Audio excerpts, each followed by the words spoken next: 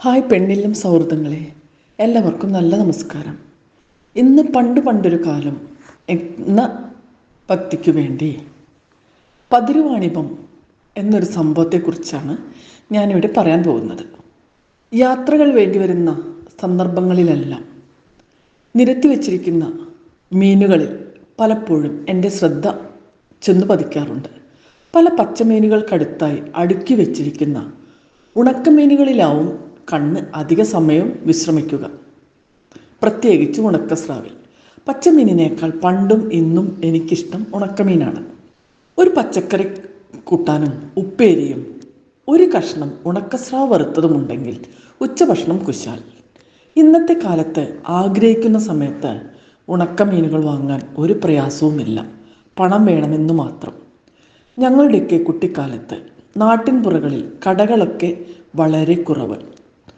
ഒരു ഗ്രാമപ്രദേശമാണ് മലപ്പുറം ജില്ലയിലെ വളാഞ്ചേരിക്കടുത്ത് ഇരുമ്പിളിയം എന്ന മനോഹര ഗ്രാമത്തിലാണ് ഞാൻ ജനിച്ചത്. നാട്ടിൻപുറങ്ങളിൽ കടകളൊക്കെ വളരെ കുറവായിരുന്നു. മിക്കവരും സാമ്പത്തികമായി വളരെ ബുദ്ധിമുട്ടുള്ളവർ. പച്ചമീൻ തന്നെ കിട്ടാൻ പ്രയാസം. അന്ന് പ്ലാസ്റ്റിക് കവറിലല്ല മീനുകൾ വിൽക്കുന്നത്. കവുങ്ങിൻ പാളയുടെ ചെറിയ നാരിൽ കോർത്താണ് നൽകുന്നത്. ഇതിന് കോമ്പല എന്നാണ് പറയുക. 6 അയില 60 കോമ്പ, എത്ര മീനാ എന്ന് പണ്ടെപ്പോഴും ഒരു ചോദ്യമുണ്ടായിരുന്നു, ഒരു കുസൃതി ചോദ്യം. അന്ന് എല്ലാ വീടുകളും അത്യാവശ്യം ഉണക്കമീൻ ശേഖരിച്ച് വെക്കുന്ന ഒരു ദിവസമുണ്ട്. അതാണ് പതിരുവാണിഭ ദിവസം. അന്ന് കൃഷിയായിരുന്നു പ്രധാന ഉപജീവന മാർഗം. സ്വന്തമായി കൃഷിയിടമുള്ളവരും ആ കൃഷിപ്പണികളിൽ ഏർപ്പെട്ട് ജീവിക്കുന്നവരുടെയും വീടുകളിൽ നെല്ലുണ്ടാകും. സ്കൂൾ അടയ്ക്കുന്ന മധ്യവേനൽ അവധിക്കാലത്താണ് സാധാരണയായി പതിരുവാണിഭം നടക്കുന്നത്. എന്താണ് പതിരുവാണിഭം? ഇന്ന് നാട്ടിൻപുറത്തെ കുട്ടികൾക്ക് പോലും പതിര്, ഉമി എന്നൊന്നും പറഞ്ഞാൽ അറിയില്ല.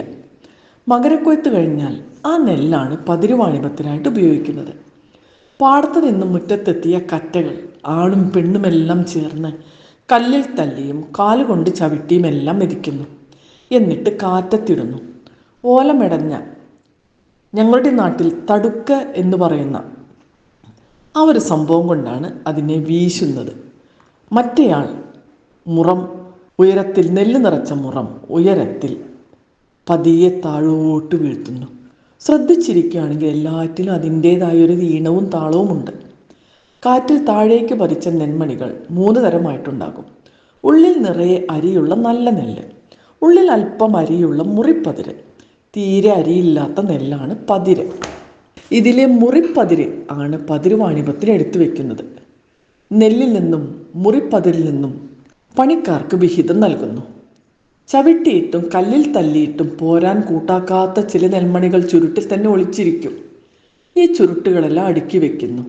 എല്ലായിടത്തെയും കൊയ്ത്തും മെതിയും കഴിഞ്ഞാൽ പിന്നെ വൈക്കോൽ തല്ലാണ്. നെന്മണികൾ ഒളിച്ചിരിക്കുന്ന ഈ ചുരുട്ടുകളെ മുറ്റം നിറയെ പരത്തിയിടുന്നു. മുറ്റത്തിൻ്റെ ഏരിയക്കനുസരിച്ച് 2 or 3 സ്ത്രീകൾ ഓരോരുത്തരുടെയും കയ്യിൽ 2 നീളമുള്ള വടികൾ ഉണ്ടാകും. അതുകൊണ്ട് ഈ വൈക്കോലിനെ ഉറക്കെ ഉറക്കെ തല്ലുന്നു. യഥാർത്ഥത്തിൽ ഇതൊരു പ്രത്യേക കലാരൂപം തന്നെയാണെന്ന് പറയാം. തല്ലുന്ന താളത്തിനനുസരിച്ച് അവർ ശ്വാസം വലിച്ച് പുറത്തേക്ക് വിടുമ്പോൾ ഒരു പ്രത്യേക ശബ്ദമുണ്ട്. ഒരേ ഈണം, ഒരേ താളം. ഈ വൈക്കോലിനെ മറിച്ചിട്ട് വീണ്ടും തല്ലുന്നു. വൈക്കോലെല്ലാം വലിയ വൈക്കോൽ കുണ്ടകളായി ഒരുക്കി നിർത്തുന്നു. ഈ കിട്ടുന്ന നെല്ലിനെ വൈക്കോൽ നെല്ല് എന്ന് പറയും. ആദ്യത്തെ നെല്ലിൻ്റെ അത്ര ഗുണമേന്മ ഇതിനുണ്ടാകില്ല. ഈ നെല്ലും പതിരുവാണിഭത്തിനായി ഉപയോഗിക്കുന്നു. പതിരുവാണിഭത്തിനായി ഒരു പ്രത്യേക സ്ഥലമുണ്ടായിരിക്കും.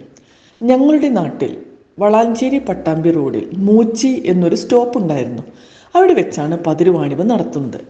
വലിയ പടർന്ന് പന്തലിച്ച ഒരു മാവിന് ഞങ്ങളുടെ നാട്ടിൽ മൂച്ചി എന്നും പറഞ്ഞിരുന്നു. അത്തരത്തിലൊരു മാവ് അവിടെ ഉണ്ടായിരുന്നു. എൻ്റെ വീട്ടിൽ നിന്ന് നേരെ നോക്കിയാൽ മൂച്ചി എന്ന സ്റ്റോപ്പ് കാണാം. കാരണം വിശാലമായ ഒരു പാടത്തിൻ്റെ ഇക്കരെയാണ് എൻ്റെ വീട്, അക്കരെയാണ് റോഡ്. രാത്രി മൂച്ചി സ്റ്റോപ്പിൽ നിന്ന് ബസ് ഇറങ്ങി അച്ഛൻ വരുന്നത് വീട്ടിൽ നിന്ന് നോക്കിയാൽ കാണാം. അച്ഛൻ ഫാർമസിസ്റ്റ് ആയിരുന്നു. പ്രത്യേക രീതിയിലുള്ള ആ ഒരു ടോർച്ചടി ഇന്നും ഓർമ്മയിലുണ്ട്. പതിരുവാണിഭത്തിൻ്റെ ഒരു വിളംബരമുണ്ട്. നാട്ടിലെല്ലാം നടന്ന് ചെണ്ട കൊട്ടി 10-ാം തീയതി കൂനം മൂച്ചിച്ചോട്ടിൽ പതിരുവാണിഭം ഉണ്ടായിരിക്കുന്നതാണേ, ഡും ഡും ഡും. ചെവിയിൽ ഇപ്പോഴും മുഴങ്ങുന്നു ആ കൊട്ട്. അന്ന് അവിടെ വിവിധ തരത്തിലുള്ള ധാരാളം ഉണക്കമീനുകൾ ഉണ്ടാകും. ഉണക്കസ്രാവ് സാധാരണക്കാർ കാണുന്നത് വർഷത്തിൽ ഈ ഒരു പതിരുവാണിഭ സമയത്താണ്. നേരത്തെ ശേഖരിച്ച മുറിപ്പതിര്, വൈക്കോൽ നെല്ല്, അതിലേക്ക് ഇത്തിരി നെല്ലും ചേർത്ത് അത് കച്ചവടക്കാർക്ക് നൽകുന്നു. പകരം ഉണക്കമീനുകൾ വാങ്ങുകയും ചെയ്യുന്നതാണ് പതിരുവാണിഭം. ഈ കച്ചവടത്തിൽ പണം കൊടുത്ത് വാങ്ങുന്ന സിസ്റ്റമില്ല. പണ്ടത്തെ ഒരു ബാർട്ടർ സിസ്റ്റമാണ്. വാങ്ങിയ മീനുകൾ മീൻകൂടകളിലും പാളകളിലുമൊക്കെയായി അടുപ്പിന് മുകളിൽ പുകയേൽക്കുന്ന സ്ഥലത്ത് തൂക്കിവെക്കും. പണ്ട് എല്ലാ വീടുകൾക്കും അട്ടമുണ്ടായിരുന്നു, വിറക് വെക്കാനായി. ആ അട്ടത്തിനോട് ചേർന്നായിരിക്കും മിക്കവാറും വെക്കുന്നത്. പുകയേറ്റാൽ കുറേ കാലം ഇത് കേടുകൂടാതെ സൂക്ഷിക്കാം. അല്പമായി എടുക്കുന്ന ഉണക്കമീൻ കുറേ കാലം വരെ ഉപയോഗിക്കാനാകും.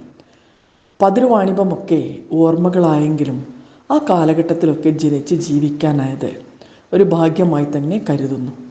എല്ലാവർക്കും നന്ദി, നമസ്കാരം.